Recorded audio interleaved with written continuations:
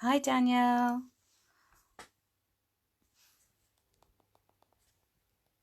I ought to say hello. I'm not quite sure what's going on here.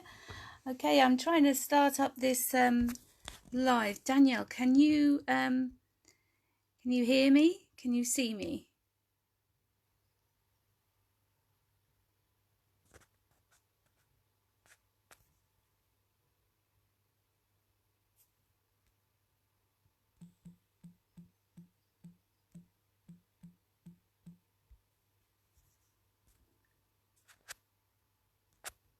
Hello. Okay, well, I'm just going to have to talk. Bear with me because this is the first time I've done this.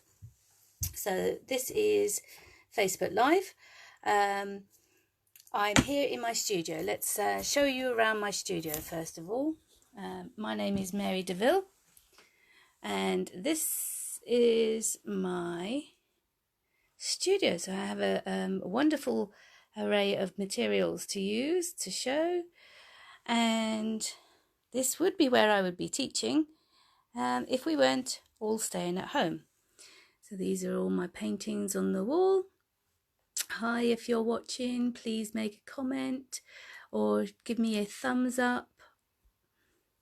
Sharon, hi, yes, thank you very much. Just trying to see what's going on. So I've got ready here a cup of coffee, which is absolutely essential.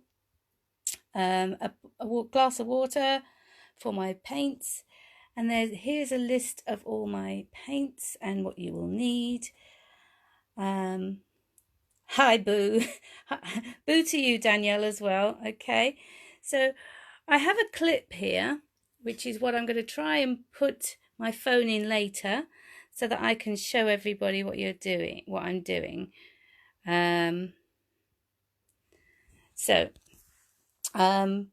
come back to my face. Hello again. Okay, I've got 6 people watching now. I'm still getting used to this system. Hi, if you've just joined. Hi, Jean. Amanda is trying to join your group online. Wonderful. I'm on Facebook Live. Bear with me, Jean. I'll see if I can sort that out for you.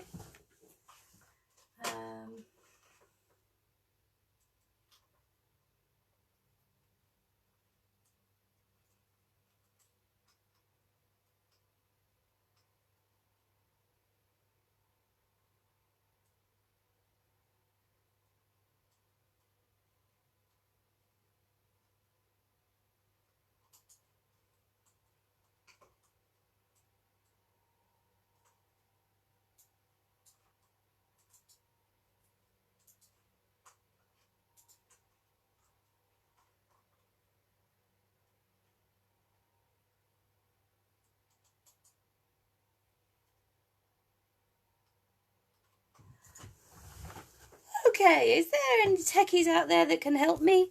Hi, Kenny. Can you tell me how to share this link on this post? That would be helpful. Hi, Caroline. So you're looking at a person like a deer in headlights right now, because this is the first time I've done this. My name is Mary Deaville, if you don't already know it.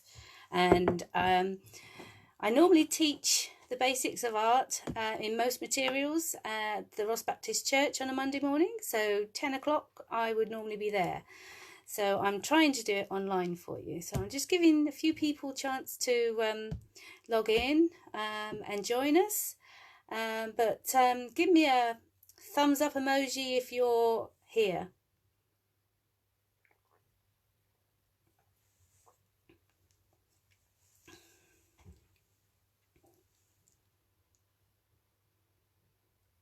Okay.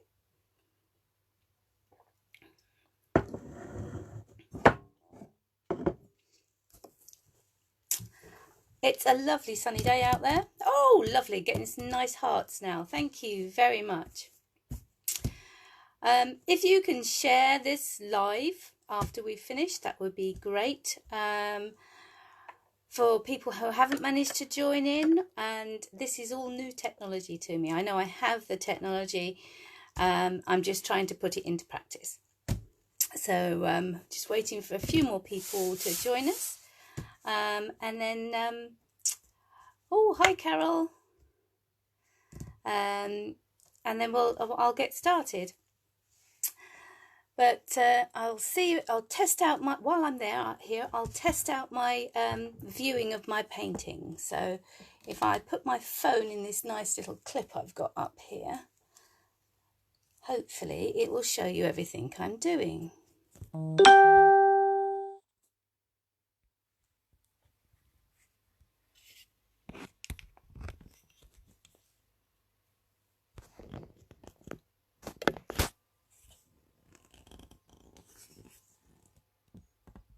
Okay, let's try that.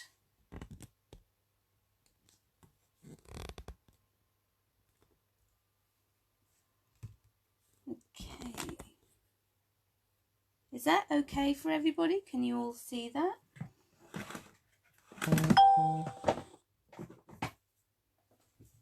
I'm just going to tape that stand shut so that it still shows the paper and does not move. Okay, you can watch this again live afterwards, so that will be fine.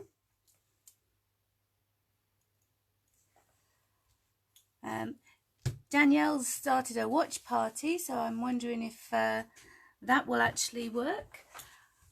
Let's go to Danielle on here.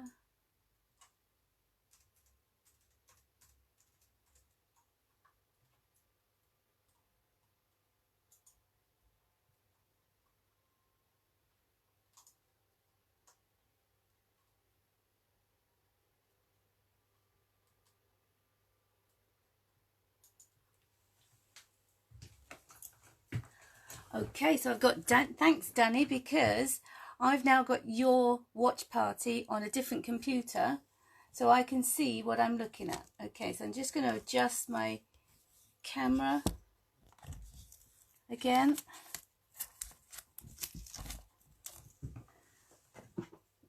Get some stronger tape, I think.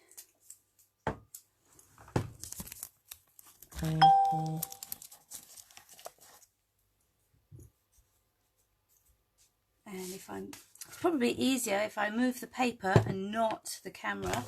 We are learning together, I think, which is really good.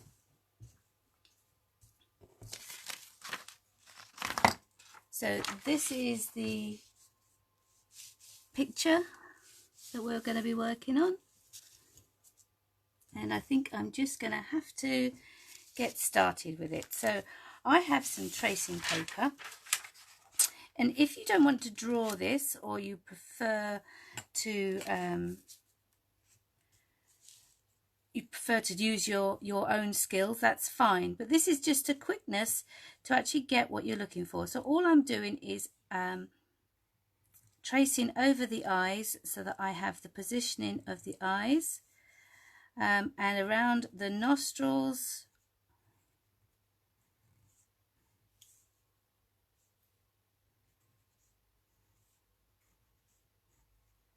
Like that.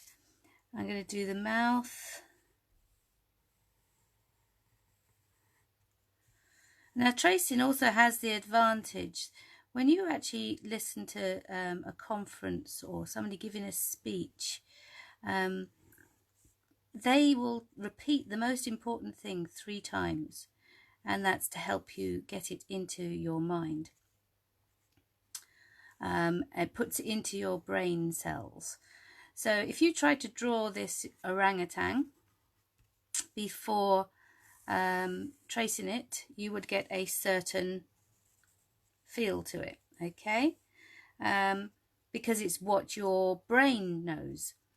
But if you trace it, you then have to, you're putting the graphite on one side. You then, for it to come out on this side, you need to turn your tracing paper over. and go over the lines that you've done. That puts the tracing, the graphite on the other side for when you want to do it for the third time.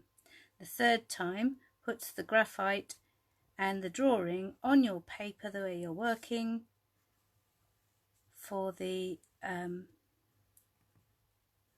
third time, and it also puts it into your head. So if you actually tried to do a drawing after you've done 3 lots of tracing, you would have a memory in your head to help you create what we're looking at.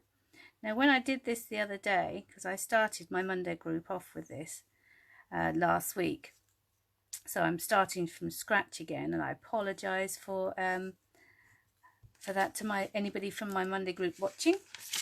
So I've got the image here. Now I'm going to put it the right way round on the other side of my paper. So all I'm going to do is go over the lines again, and this is the third time. Because we're using acrylic paint, it's very forgiving. You can use it, and if you do something wrong, you can go over it again. That's fine, but you won't see your pencil marks once you finish, when you finish painting over the top of it. With watercolor, you have to rub out your pencil marks if you don't want them to show, or use a watercolor pencil so that it would just blend away the pencil mark with the paint when you use it. So let me know how I'm doing in the comments. I'm just carrying on and doing this orangutan. When I first did this, it made me feel like I was doing Homer Simpson, so I knew where they got everything from.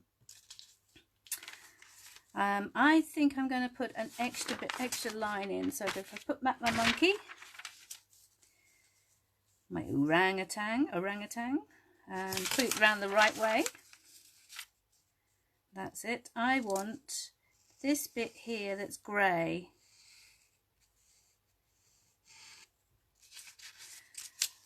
So if I turn it over again and replace my tracing paper. Now, there is something called trace down, where you can put the trace down on top of your picture, on top of your paper, and then the picture on top, and then you draw over the actual picture. So you only have to do it once, which is really, really helpful if that's what you want to do. Only do it once. But if you do it with tracing paper, it's easier if you miss something like we've just done to put that line back in again. Whereas with trace down, you can't see where you can't align your paper very easily to what you wanted. So now I've got this line back in where I want it. So you can keep your tracing paper so you can do it again if you want to. If you want to do that, you can put a little F on the front to tell you that that is the front. Because so many people just pick up their paper and think, oh, well, I can do it that way. But it's not going to be the same way round as the monkey, which makes it harder for you to actually do your painting. So if you've got a little F on there, you can see it's the wrong way round. And then if you wanted to follow along with me, that's fine. But if you wanted to do this afterwards, you've got it again for afterwards. Okay, so I've got my picture of my monkey, my orangutan. I've got it on both sides because I can test on this side and I can paint on this side. Or if it all works out fine, we can end up with an orangutan looking at itself in the mirror, which is fantastic. Nice idea. So I've got my picture ready. I'm now going to get my paint palette ready. So the paints I'm using, I've got some Alizarin Crimson, which I'm going to put in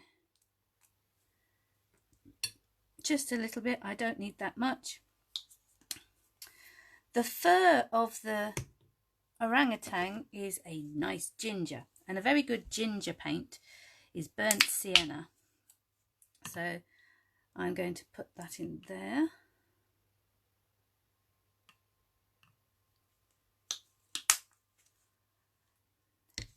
Danny, while you're watching, if you see any comments, because I can't look at the comments on my phone because it's staring down at my paper, would you mind answering them for me? That would be really helpful. How many people have we got watching? Let's see. Ooh. It's only 6. Never mind. I will get better, I promise. So if anybody's joining now, we're doing monkeying around with acrylics, and I've got some burnt umber, some burnt sienna and alizarin crimson so far. All your browns that you have, if you don't have these actual specific colours, just put your browns into a palette and we will create. So this one here is raw sienna. You just need a little bit of that. And I could use black and white to make grey, okay, but I prefer to mix up my own grey with alizarin crimson and either Prussian blue or ultramarine blue. So if I put a little bit of the blue over here, I only need a tiny bit, but you can't always get what you want in this life, so I've got a big splurge of the blue, but that's okay. So I hope you're enjoying this. I'm still hoping that you're watching and you can see this. So I have my paint palette. I now have a jar which I've prepared a jug of water so I can put some water in it. And I don't have to leave to go to the sink to get some water to do my painting. Okay, so let's have a look at the image again. We've got a nice monkey, orangutan for people who are being specific.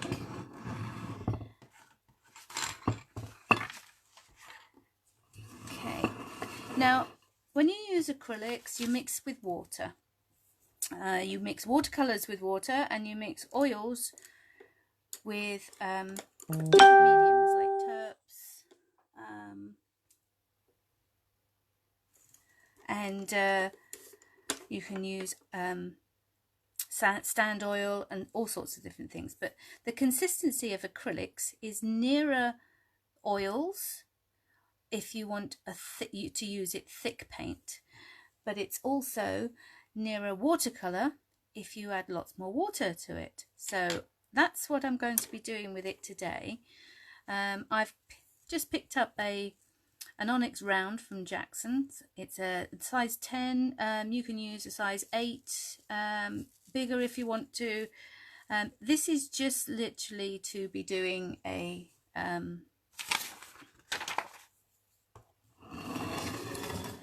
wash. So I'm going to cover my paper, my monkey, with water.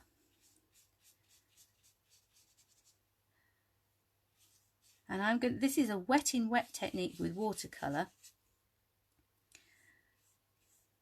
but I want to dot in the colours. Now if you want to protect anything from white, you can put some masking fluid on, but I'm not going to do that this time. But at the moment I'm just covering it with water. And then I have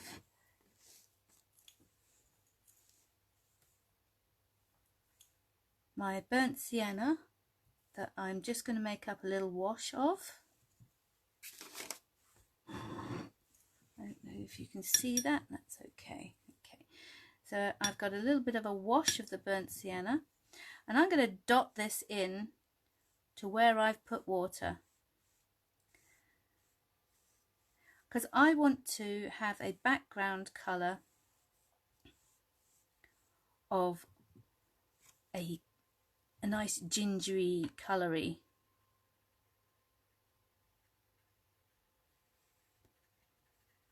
I don't want the paper showing through. Now I'm not adding any more of the paint, I'm just adding a little bit more of the water, just to make sure it's all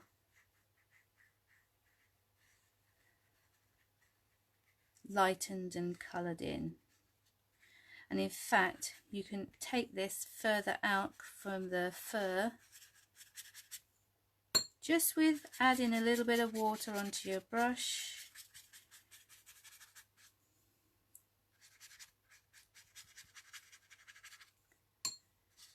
And then we got a background there. Now, if I turn my palette round, I'm going to mix a little bit of the Alizarin Crimson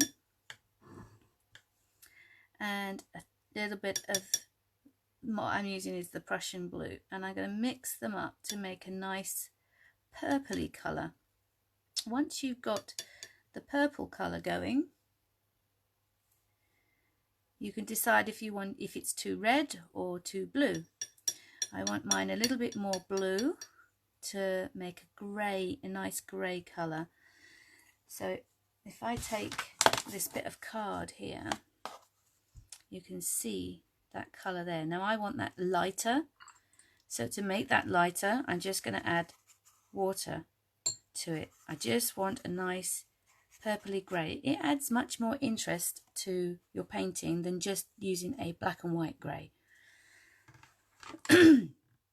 Excuse me. So that I'm going to dot into his muzzle around here and just give it a little bit. As you can see, this is dry brush effect. You can put it in as wet and wet if you want to, but it really doesn't matter on this occasion. And all I've done is just dip further into the water. I'm not adding any more paint, and I can move that purple around.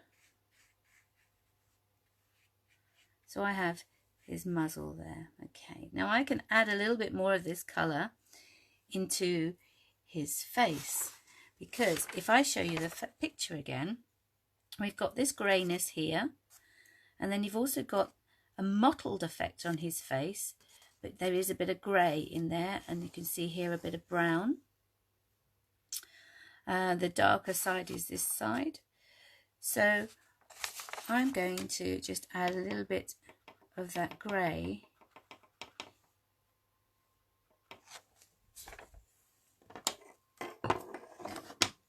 stop the tapping into the wet in wet of his face too. Now I'm doing this while it's still wet, so that the colours all blend and it adds extra texture. So if you can see that the gorilla has lots of texture, a lot of that you can have with your paper if you're using a rough or knot paper.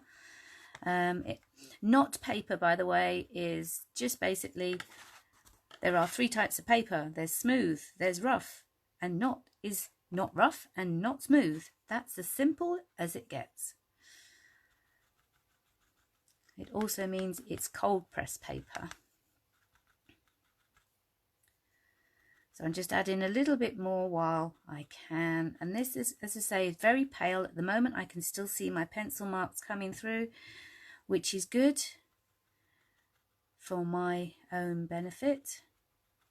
But when we do the stronger layers later, we'll be going over the pencil marks. So really don't worry about it. I like to do paintings in stages. I like to build them up slowly, and then the last few bits of the painting make it all come alive and make it worthwhile. But this is, I didn't want white showing through, so I'm just adding a little bit more of this mixture, this grey purple mixture. And as you can see, I'm just dotting it with my brush, so it's leaving that texture on the skin. It will still blend the colour in, but it's leaving a bit of texture. And if it's not leaving texture, just go back in and do it again. Just all while it's wet. Just to add that extra little bit of detail. Okay. Now I need to leave that to dry a little bit. Not for long, because this is acrylic paint and not watercolour paint. Now I've got a heat gun here, so I'm going to speed it up. But while I'm speeding it up, I will say again to people that have only just joined us, welcome to Monkeying Around with Acrylics.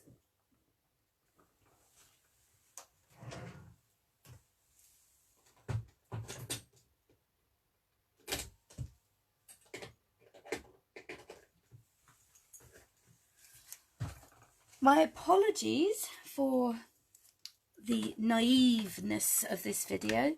I will be getting more technical as I learn how to do this, but in the meantime I'm just running with it, and I hope you're enjoying it. So let's just dry this up a little bit.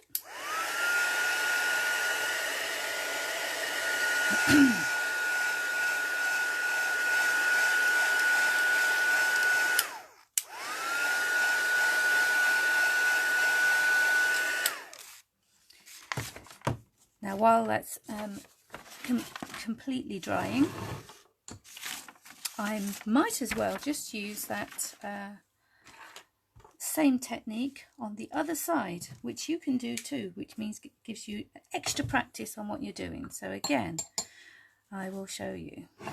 We will do wet in wet. So this is just water going onto the gorilla. Not gorilla, I apologise. Orangutan.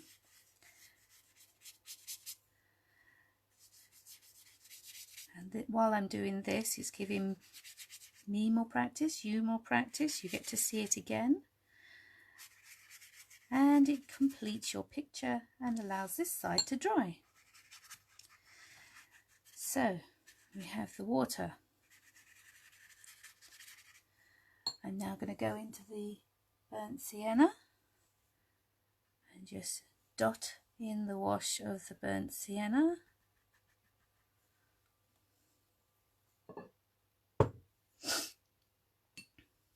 Mix up a little bit more.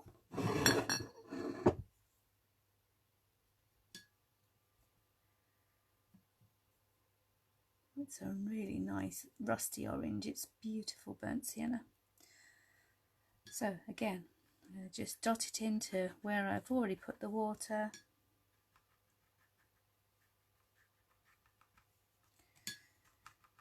As you can see, I probably should have taped my paper down.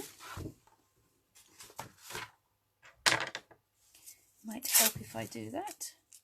Normally I would tape my paper all the way around. On this occasion I'm just doing it on the corners. I will talk again about how to prepare your paper on another video. Hello orangutan, you're coming to join me. So, there we go, I've just taped it down on the corners. This is what I do not like to see, because when you actually finish a painting and you take your tape off, you've got these little triangles on the corner, which isn't nice. But I'm just doing it because I've not been prepared. Silly me. So I'm going to have a little slurp of my coffee as well, which I hope you're enjoying your tea or coffee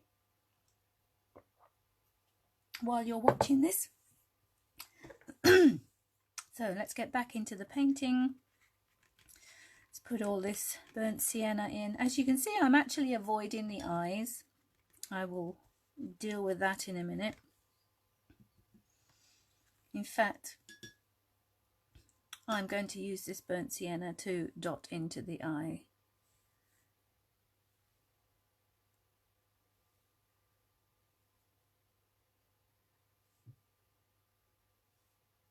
Because I want that depth in the eye. and if you just do one colour, it's very solid and flat.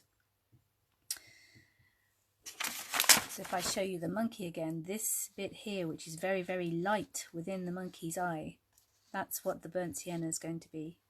And we will fill it in with the other colours of brown. So let's carry on here while that's drying. Let's add some of the purple that I've mixed in. Just dabbing it in again.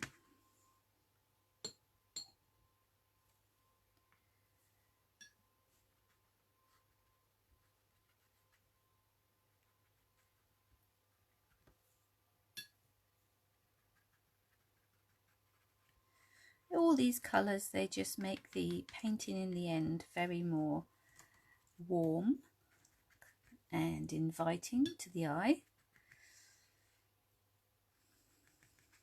Let's just join these two together. Add a bit of water.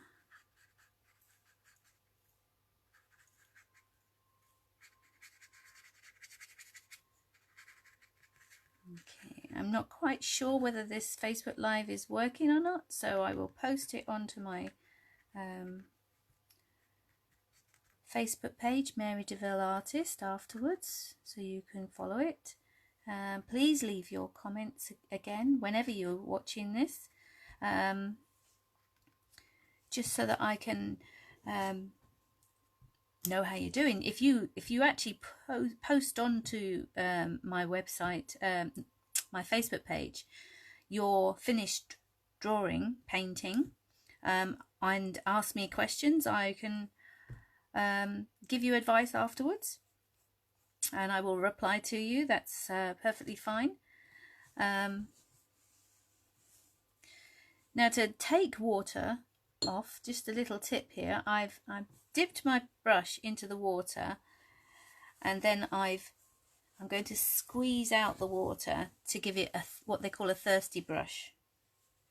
So if I then put that thirsty brush on where there's wet, I can lift it up and it comes back off onto the brush.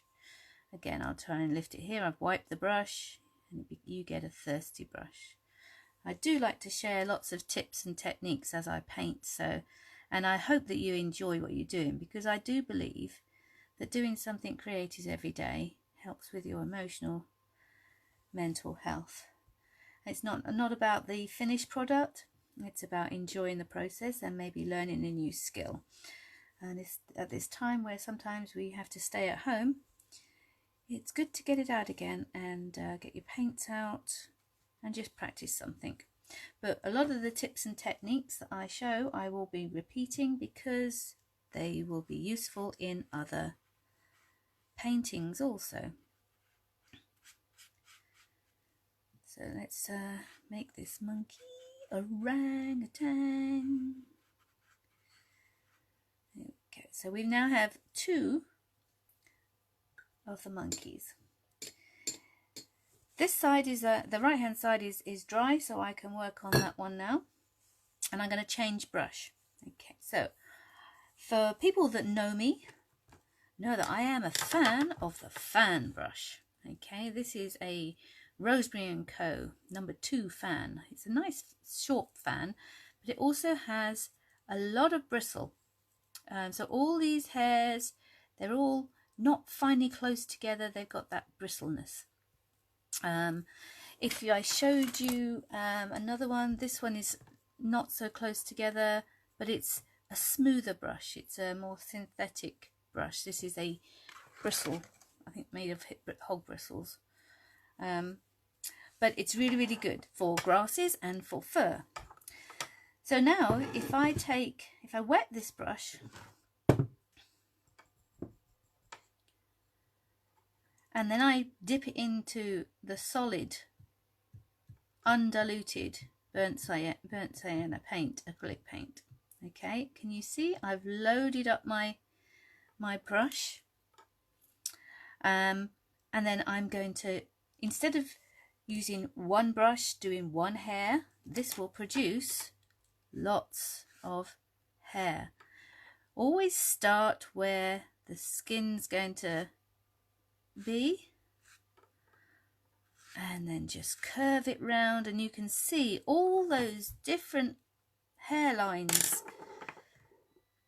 So we will just make our orangutan really nice and furry just by using this fan brush.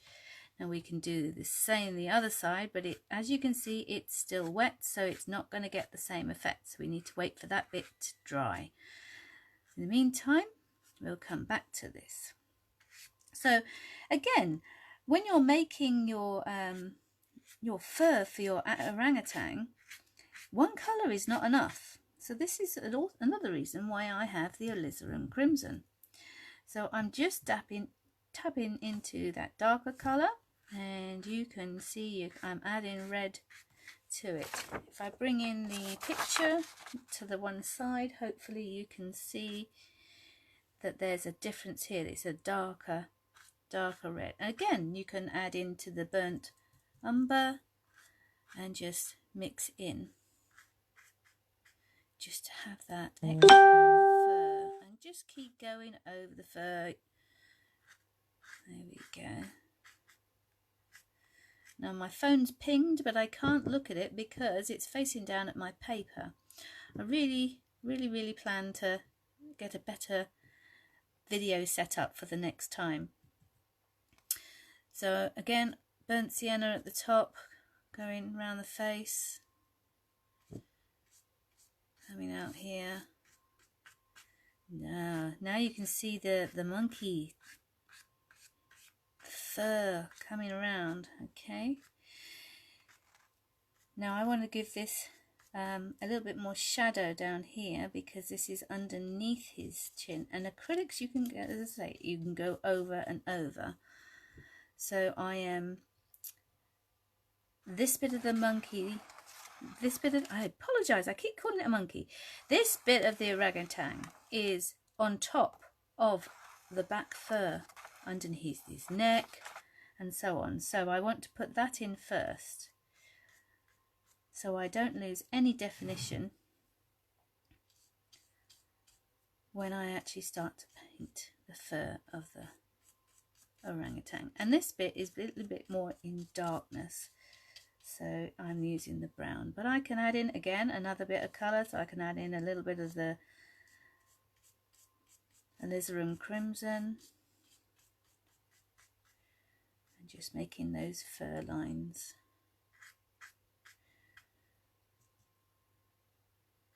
A little bit darker here. Okay, so now I'm going to try and do the fur that just comes around his muzzle. Okay, so I've wet my brush, and now I'm wiping the water off of my brush. I want a damp brush, but not necessarily a completely wet brush. I'm dipping into the solid of the burnt sienna. Now you can see the hairs come from his muzzle. They're not just around here, they are coming from the muzzle. So you can take your brush and just take it a little bit in from that greyness and put some nice gingery fur out on both sides.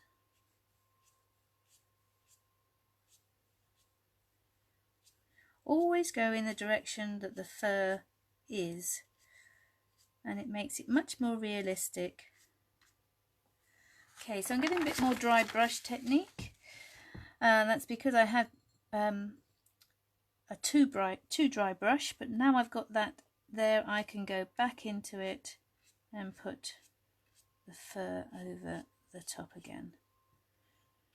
And again, I may want to add in a little bit of the red, or I have raw sienna, which is a lighter yellow. It's a bit like yellow ochre, and I can add that into the muzzle area, make that lighter.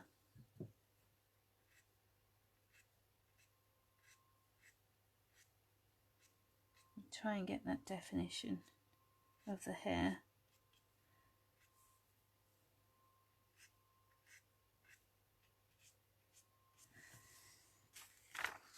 And the other side should be dry enough now, so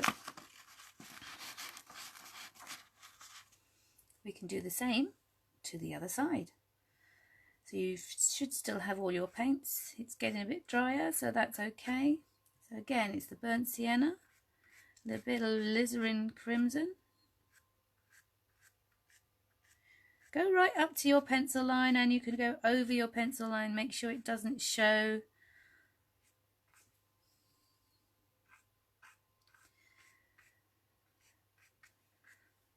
And this is too uniform, so we want to make him really fluffy. So just add some going off in different directions as well. Add the brown, add the alizarin crimson. Try and mimic the colours that it's going for. So if it is in a mirror, you can have it, or it could just be two orangutans next door to each other that they look alike because they are the same species. Funny that, isn't it? Ha! For those of you who normally come to the Monday class, I seem to be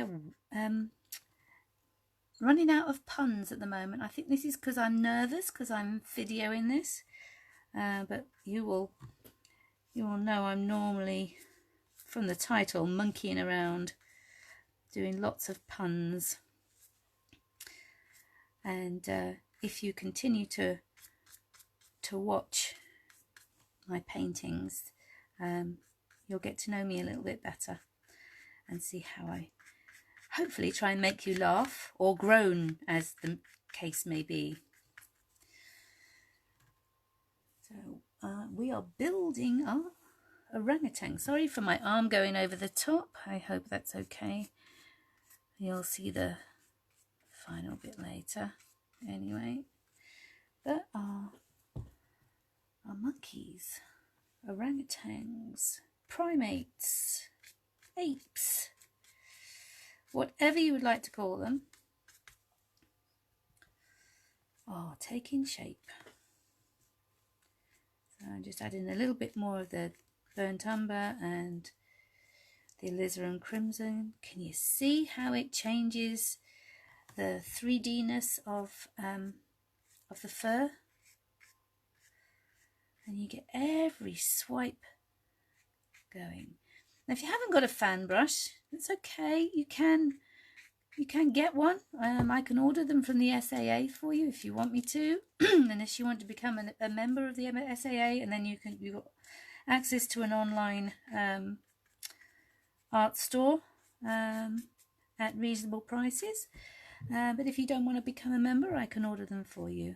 Just put a note in the comments whether you'd like me to order them, and then we can private message so I can get it posted off to you.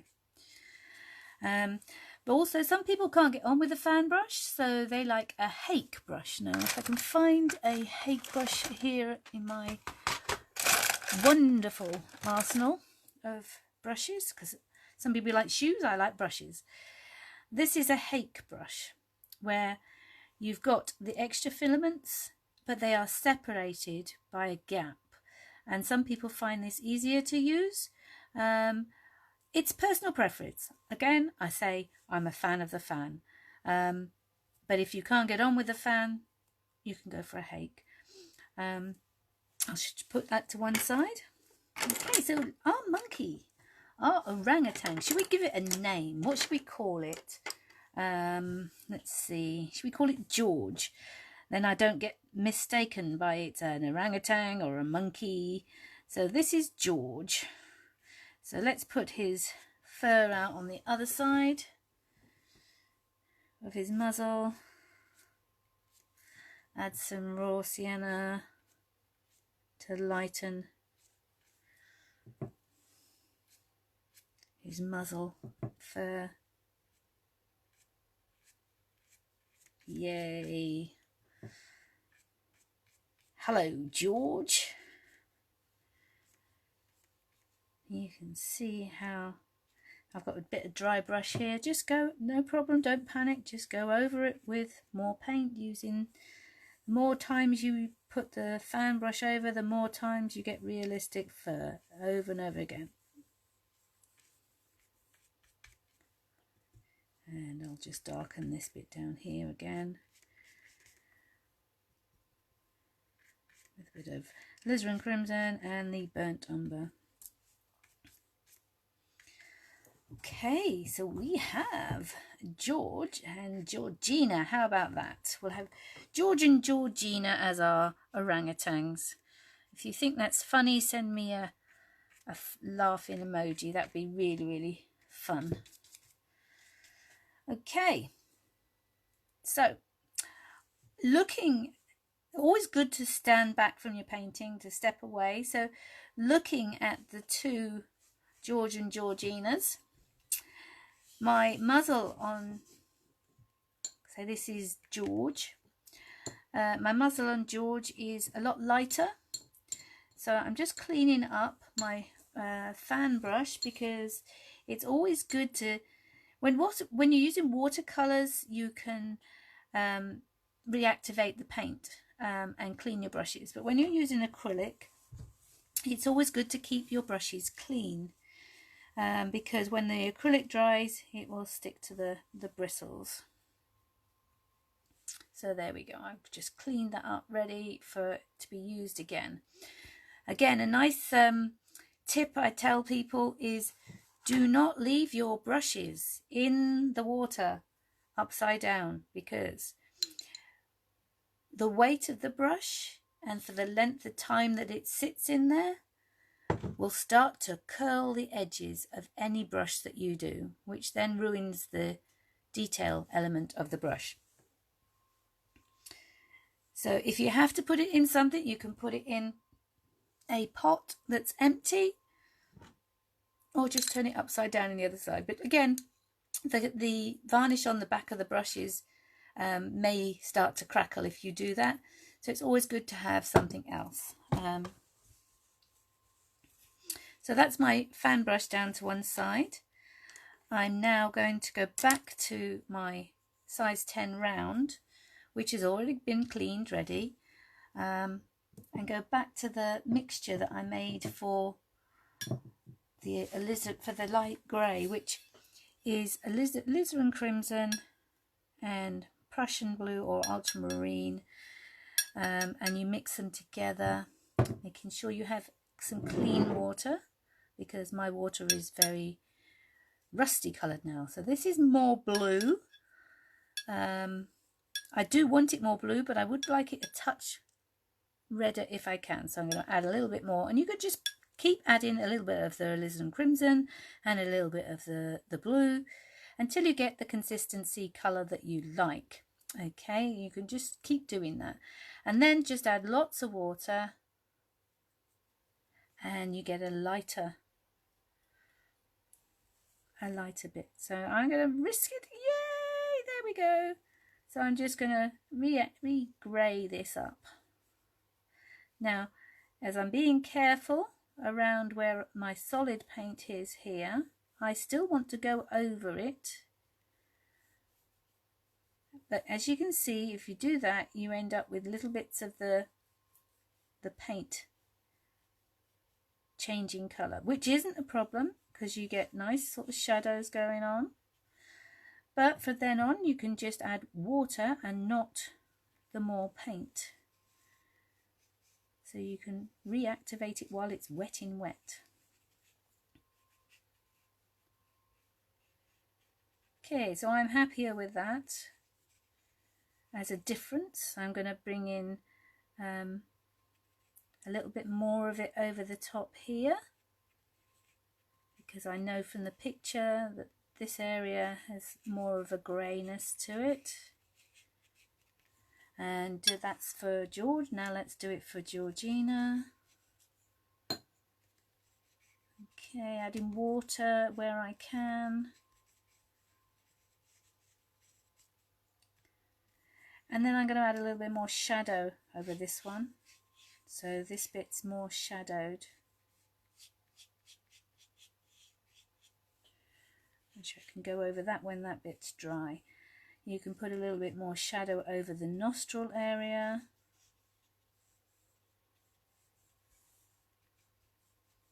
Again, while it's wet, you can't get the same effect on this side. So you can see the difference between the wet and wet and the wet and dry.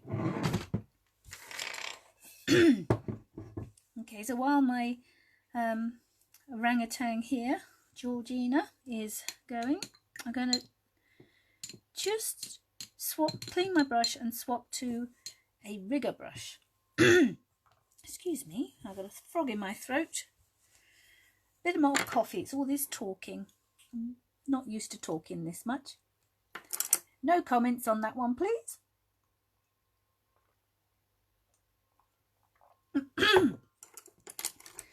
Right, so this is a rigger. So a small round would have a shorter amount of fibres. A rigger has a longer amount, so that you can wet your paint, have quite a fluid amount of paint, and load the whole brush up. So don't just use the tip of it on the end, you load the whole brush up, and therefore it will carry on. If you only add the tip paint up to the tip, your paint runs out. Also, riggers, when they're dry, don't come to a sharp point, but when I dip it into the water, you can now see you get this beautiful point. So there's no paint on this, it's just water at the moment. So I've wet it. Now this is one of my favourite brushes. Again, it's a Rosemary & Co Shiraz rigger. Now it's got a little bit of red sable in this. Now red sable takes time to absorb the water, the moisture. So I have to make sure that I have completely wet the brush end and filaments before I add the paint. Just takes a little bit longer to soak in. So what am I going to do with this one? Well, I'm actually going to go into the the burnt umber, excuse me, and add a little bit of water, and I'm going to look at the eyes. So if I bring the actual reference photo, always have a reference photo, it's very helpful. Your brain doesn't know every little detail. So if you were using your phone would be face recognizing your face. It only uses certain algorithms and certain things to say that is a face. It doesn't look into the full detail of it. Your brain does exactly the same. Once your brain recognizes that this is an orangutan, it stops looking. Therefore, you have to look around the eyes to see these highlights, to see the darker brown bit going around the iris, to see the pupil, to see the highlight in there. And you take all that information in, but you have to look. If you don't have the reference photo, you can't take that information in properly, and therefore you won't get the same effect that you're looking for. So with an orangutan, a primate, their whites of the eyes is not white, it's brown. So I'm going to start painting in the brown with my rigger and a wash of burnt umber. And I'm going to bring that circle of the eyeball iris going around. Now the top here, where his eyebrows would be if he had any, is the socket, the actual edge of the socket of the skull. And again here, that's the same. So this is coming forward, and therefore it's overshadowing the eye. So you can put that brown over the top of the eye there to show that that shadow is there. And do both eyes at the same time. Don't try and do it with two different paints. They're both looking the same way. It's more interesting to put them looking to the left or to the right or up than it is to be straight at you. So this reference photo shows that, but again I'm going to put the shadow in over the top.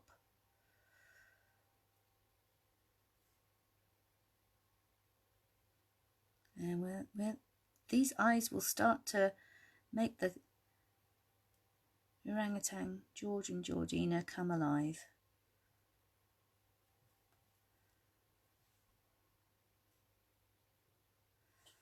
I will do another video just on eyes at another time. So I'm going to clean my brush again, and I'm going into the burnt sienna this time. So we've got a wash of the burnt sienna there, but I actually want to have a bit more colour in the eye. So this is more solid.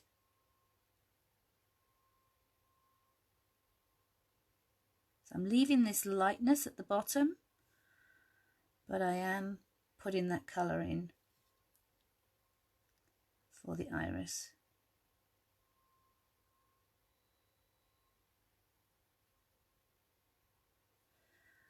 That's a bit too dark, so if I add a little bit more water,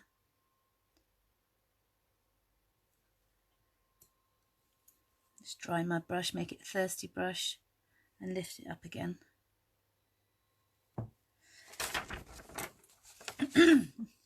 So I lift up a little bit more of that colour with my thirsty brush. There we go. Now it doesn't look much of an eye at the moment because we haven't got the darkness of the pupil in there. So this is where you may want to use black.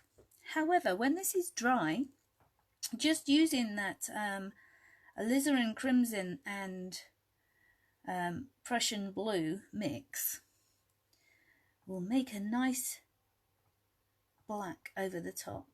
It's a darker grey, but because of your underpainting of the eye, it creates a little bit a darker black. So you don't actually have to use a physical black.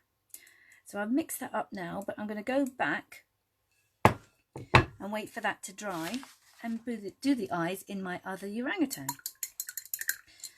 So at the moment we have Georgina staring at George, but George cannot look at Georgina. So I'm going into the alizarin, not the alizarin, the burnt sienna, and I'm going to give that, doing this the other way around now, that I'm doing the actual iris before I'm doing the brown eyes. Doesn't really matter which order you do it in, as long as you do it.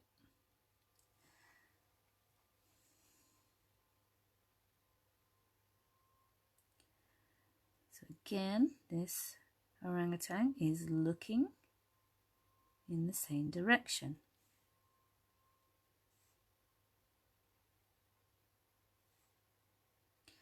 Leaving that lighter bit there adds depth to the eyes, which you will see when we finish the painting. So let's go into the burnt umber wash.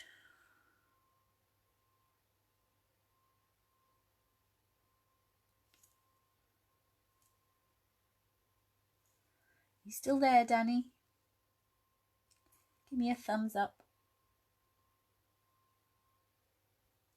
I think I could see Caroline there as well.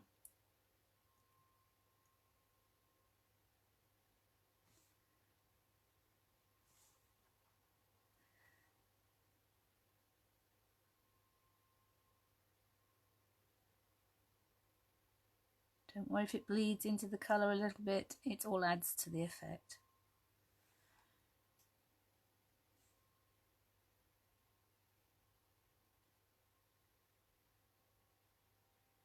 Adding that shadow over the top.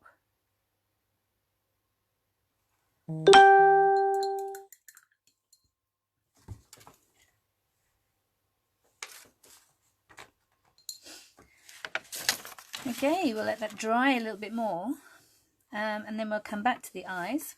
I've just splattered a little bit of water onto my paper, but that's okay for me. Now, if we take his muzzle again, looking at the reference photo,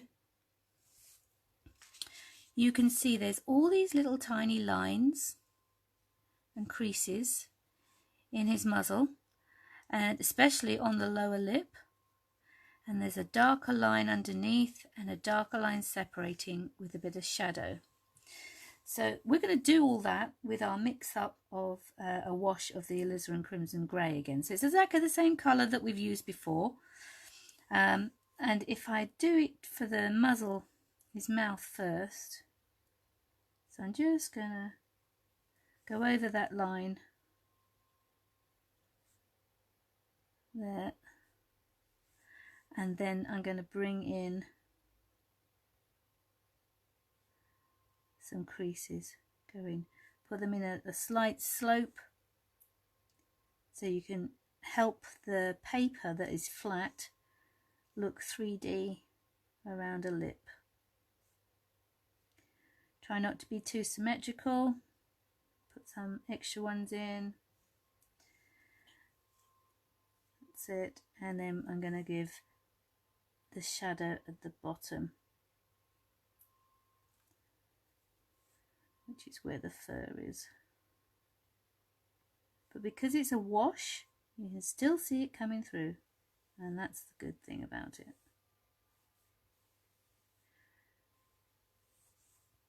Okay, so we've got some, now you see here I've just picked up a drip. So I'm being very cautious because that's going to drip onto my thing. I do not want the drip, so I'm going to just rub it off the edge of the paint palette, and then I'm going to start putting very, very fine lines down on the muzzle from the nostril. You can take them right the way down, but as you can see, I'm doing it with a curve.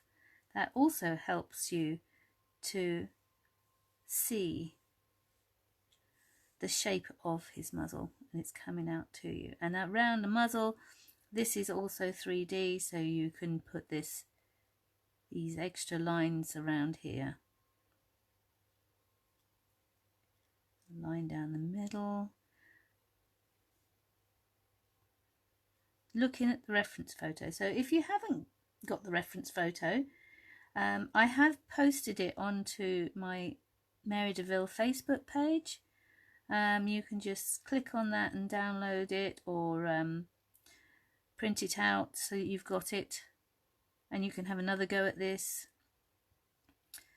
Or well done if you've already got yourself prepared and you've got it there.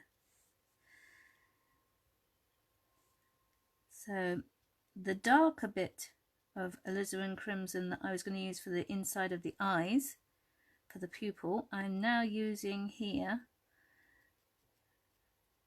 as shadow for the nostril.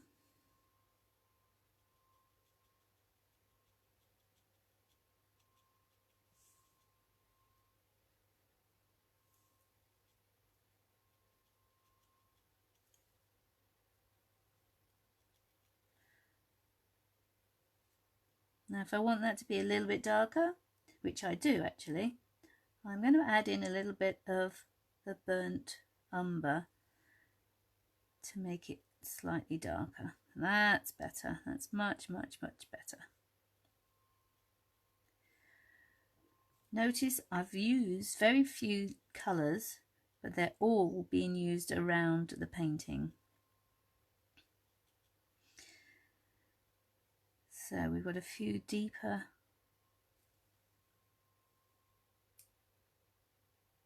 muzzle creases over here. Make sure this bit here was where I did it with a drier brush and it didn't come out, so I've re-wetted my brush because I've run out of paint on it. And then I can also put these creases with the same mix going around the eye.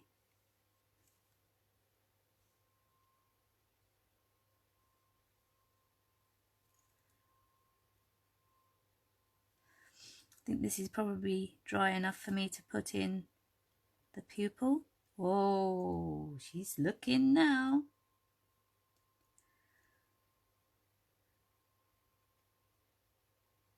Don't worry about the little highlight in there. We're going to put that in with white when it starts, unless you kept it clean with masking fluid.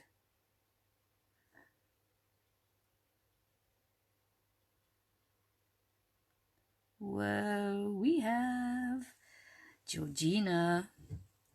Let's put them into George as well, so they could be looking together.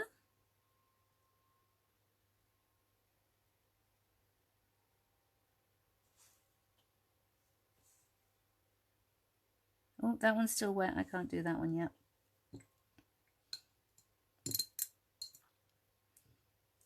So for people just joining, we've been using acrylics to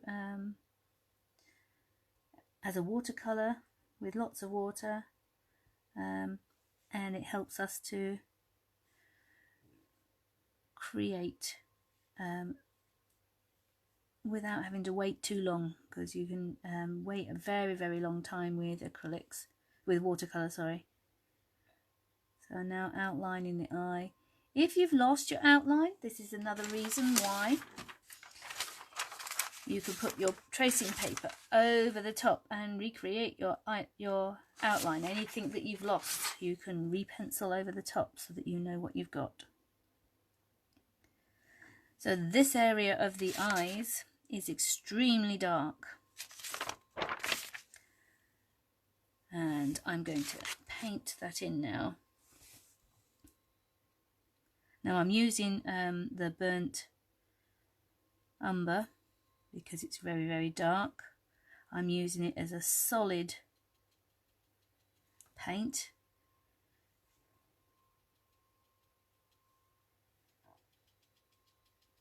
Be careful not to turn your monkey into a robber by giving it a mask like that, so carry it across.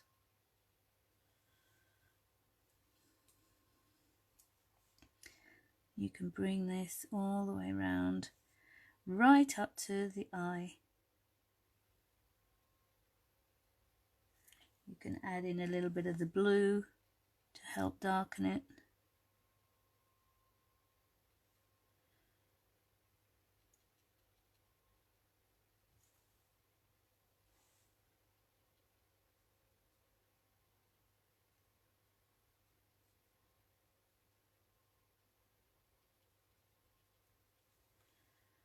This is where you have to be brave, because when you're starting out with paintings, your lack of confidence, because you're still new, is not a problem. It's just a plain fact of life. You know, you're more cautious.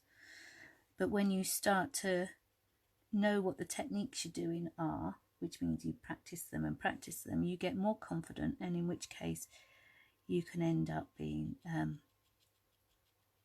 a better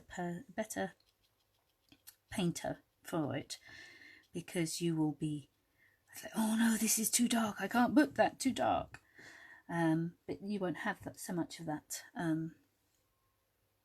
lack of confidence, and you'll see when it if you squint your eyes and you've not gone dark enough, then all your tones will stay the same.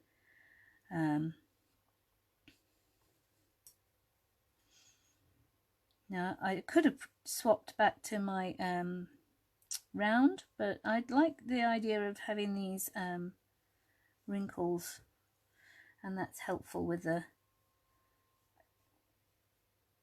rigger. I'm building my way up to the eye so that I don't just make it as solid.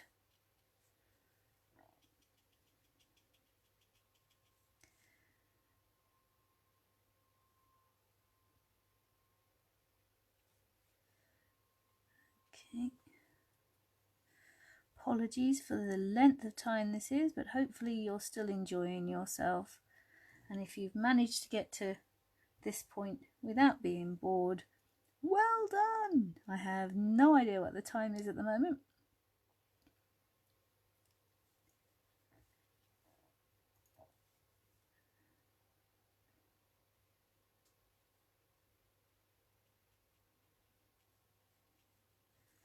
So we want to get rid of a lot of this light, but we want to leave the highlights underneath on the actual bottom lower lid, because your eye is covered in fluid and therefore it reflects. So you need that little bit, but we can if we don't keep it here, it's fine. We can go over it with the white later.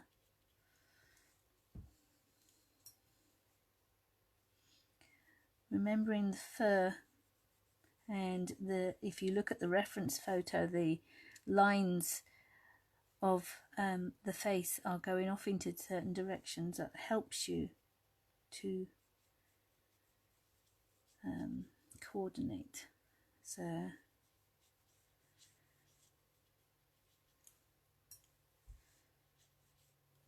when you're looking at, oh look, that's an error.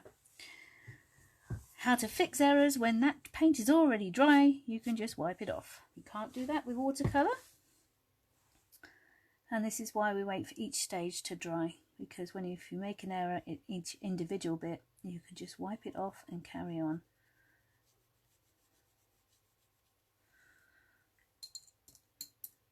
And I think for a minute I'm just going to go back to my round brush and put in a little bit of darkness of wash. But again, I'm just tapping it in to get that texture. I don't want the lighter bit of the paper to show through where the eyes are. Now you can see it starting to come in together because it's getting darker. And take it down into the muzzle where the nose is. Add a little bit more shadow down here, under here, and down here. And he starts to take his shape. The more you put over your darks, keep looking at them and see if you need to add any more darks over it, because sometimes it will dry lighter than you actually expect it to do.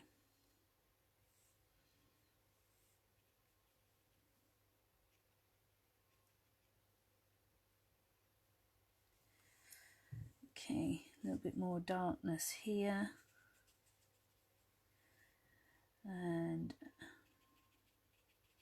just blend this around the eye socket.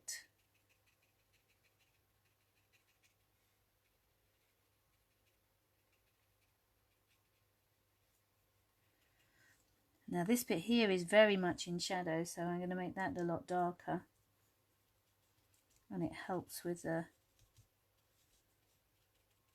look of Georgina.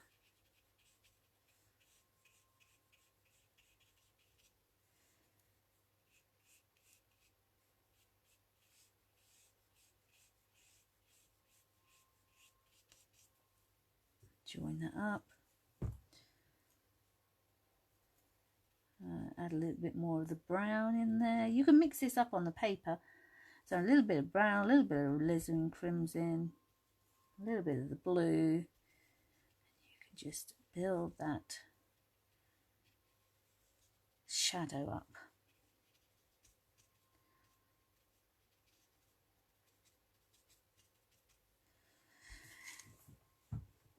Okay, we're getting there. So I want to bring this darker. Again, I've looked at it and I'd see it's a bit too light for what I'm looking for. These are when you do the final little bits. The brown of the eye needs to be browner.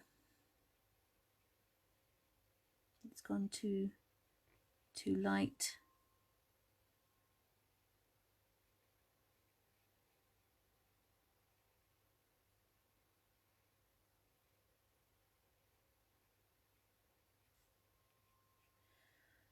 You can just look, see how dark they are.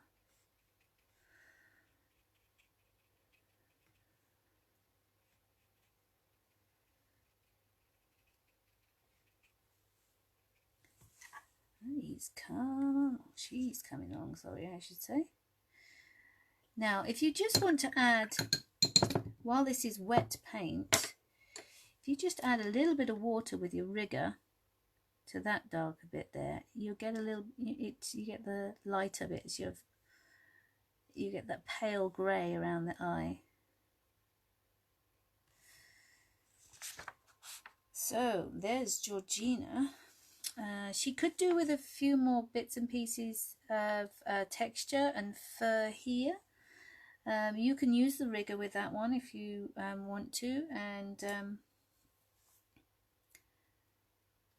just do individual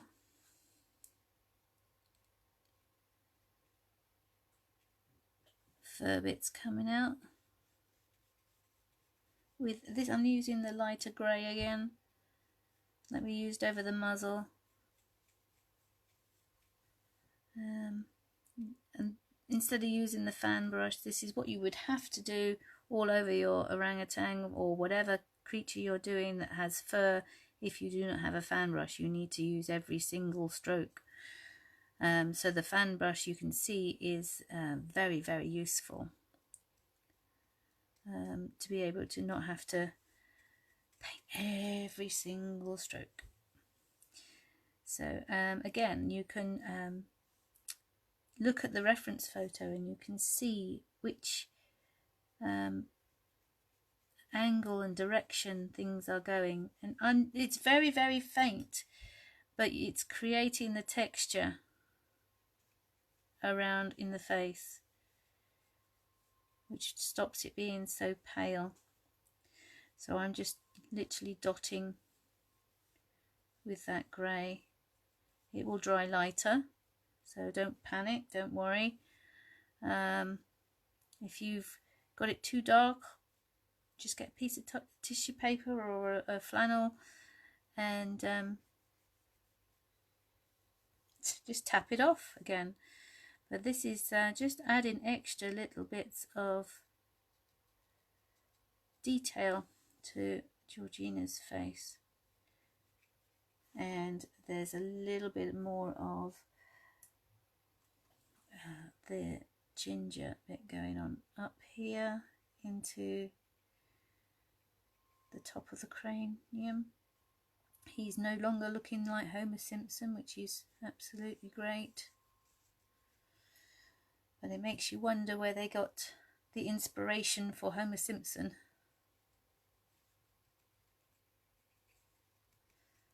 So this is, to me, this bit here is a lot darker, so I'm just using the side of the brush to give a bit of texture.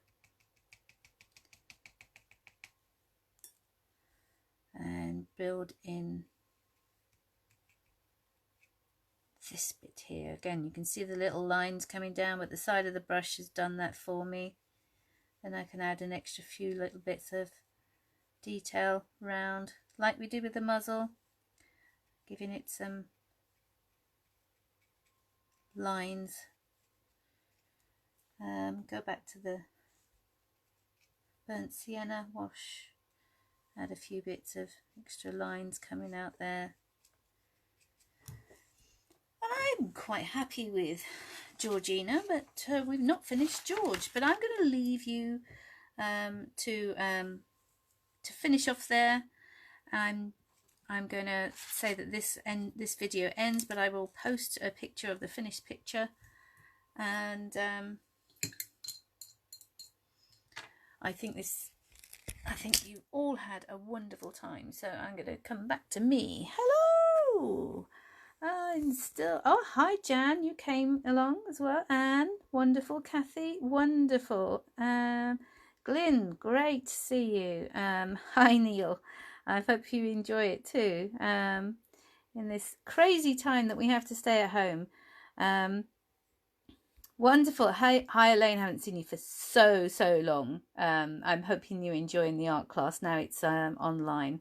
Hi Irene, hi Maureen, Claire, Lindsay. Whoa, thank you so much for popping in and seeing this, and I'd like to see what you've painted. If I just take a picture of my Georgina bit, it actually helps you to There we go, you can see that, and I'll take another picture. That's George, not quite finished. And if I turn that way, you can see the total picture. Please leave comments. Please leave your comments on the feed for this so that I can reply back to you. I'd like to know if you enjoyed it. If you'd like me to do another one, because this can continue every Monday at 10 o'clock. If you have any advice on how I can make my camera expertise a little bit better, this is a learning curve for me, so that would be great. Also, if you want to tell me where you're, put in the comments where you're coming from, because I'm here in Ross-on-Wye. I have no idea what my reach is outside of Ross-on-Wye. You could also let me know of what else you'd like me to paint, and I will make sure I tag you in for when I paint it. But my art classes will now continue to be online. So thank you very much for visiting. My website is marydeville.com. You can go and have a look at that. You obviously know that my Facebook page is Mary Deaville Artist. Please like the page, and if you friend me as well, then I can see you so that I can tag you into future links if you're interested. I will be posting this on YouTube and maybe an Instagram page as well, so that people who don't have Facebook can see this as well. Thank you for watching and getting this far. You earn a lollipop. Thank you. Enjoy, and I'll hopefully see you again. Bye bye.